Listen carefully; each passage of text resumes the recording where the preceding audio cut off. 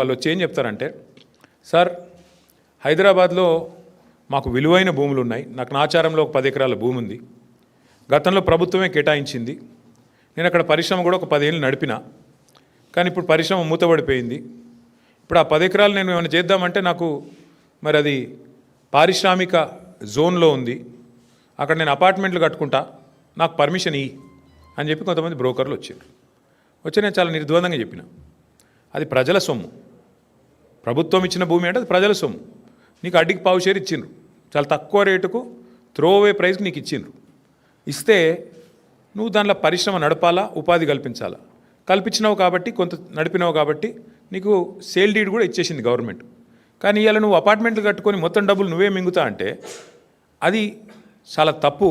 ఎందుకంటే అక్కడ ప్రైవేట్ రంగంలో ప్రైవేట్గా కొనుక్కుంటే అక్కడ 50 కోట్లు ఉంటుంది ఎకరం నాచారంలో, మరి నువ్వేమో ఎప్పుడో 20 ఏళ్ళ కింద తీసుకొని ఇప్పుడు దాన్ని ప్రైవేట్గా మొత్తం నేను మొత్తం గుటకాయ స్వాహా చేస్తా, నాకు మద్దతు ఇవ్వంటే నేను ఇవ్వలేను బాబు అని చెప్పిన. సరే మాకు డబ్బులు ఆఫర్ చేసినారు, చాలా చేసినారు, అట్లా కాదు సార్ మీకు ఇంత ఇస్తాం అంత ఇస్తాం, nothing doing, we will not do this, we will not entertain this అని చెప్పి మేము ఆ రోజు ఎక్కడా కూడా ఇట్లాంటి కన్వర్షన్లకు మేము తావు ఇవ్వలేదు.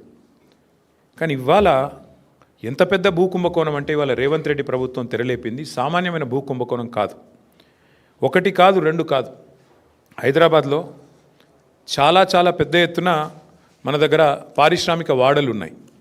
ఉదాహరణకి హైదరాబాద్ నడిబొడ్డున అజామాబాద్ ఇండస్ట్రియల్ ఏరియా ఉంటుంది, పక్కనే బాలానగర్, కుకట్పల్లి, జీడిమెట్ల, నాచారం, మల్లాపూర్, ఇంకా చాలా ఉన్నాయి చుట్టూ పారిశ్రామిక వాడలు హైదరాబాద్లో ఓఆర్ఆర్ లోపల బోలెడు ఉన్నాయి.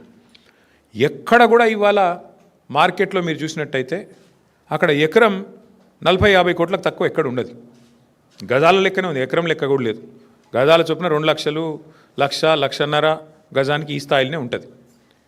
ఇవాళ అట్లాంటి భూముల్లో రేవంత్ రెడ్డి ప్రభుత్వం తెరలేపిన కుంభకోణం ఎంత పెద్దది అంటే దాదాపు 9,200 పైచిలుకు ఎకరాలు, దాదాపు 9,300 ఎకరాల భూమి హైదరాబాద్లో. అంటే మీరు సగటున 40 కోట్లు వేసుకున్న ఎకరానికి దగ్గర 4 లక్షల కోట్లు, దగ్గర అంటే 3.5 లక్షల కోట్ల నుంచి 4 లక్షల కోట్ల మధ్యన మార్కెట్ వాల్యూ ప్రకారం. లేదు 50 కోట్లు వేసుకున్నారనుకో సగటున, దగ్గర 5 లక్షల కోట్ల విలువ చేసే ఆస్తిని, అందులో మరి ఇవాళ ఆయన అనుయాయులకు, ఆయన వందిమాగదులకు, ఆయన బామ్మర్దులకు, ఆయన తమ్ముళ్లకు, ఆయన చుట్టూ ఉండే బ్రోకర్లకు ఇవాళ ఒప్పందాలు కుదిరించి ఒక అతిపెద్ద భూ కుంభకోణానికి రేవంత్ రెడ్డి ప్రభుత్వం మొన్న జరిగిన కేబినెట్ సమావేశంలో తెరలేపింది. ఇది నేనేదో ఊరికే ఆషామాషిగా ఆరోపణలు చేయట్లేదు. ఎక్కడెక్కడ విలువైన భూములు ఉన్నాయో ఇవాళ హైదరాబాద్ చుట్టూ అక్కడ రేవంత్ రెడ్డి ముఠా వాలిపోయింది.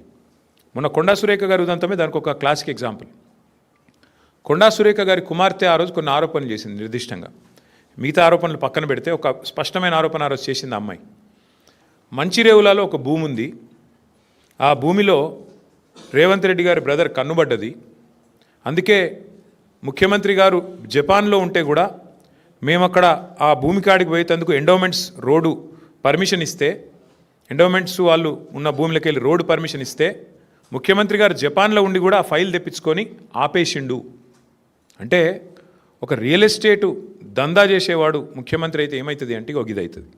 ఇలా ఆయన ఆలోచన అంతా కూడా భూముల చుట్టూ, భూమి చుట్టే పరిభ్రమిస్తూ ఉన్నది.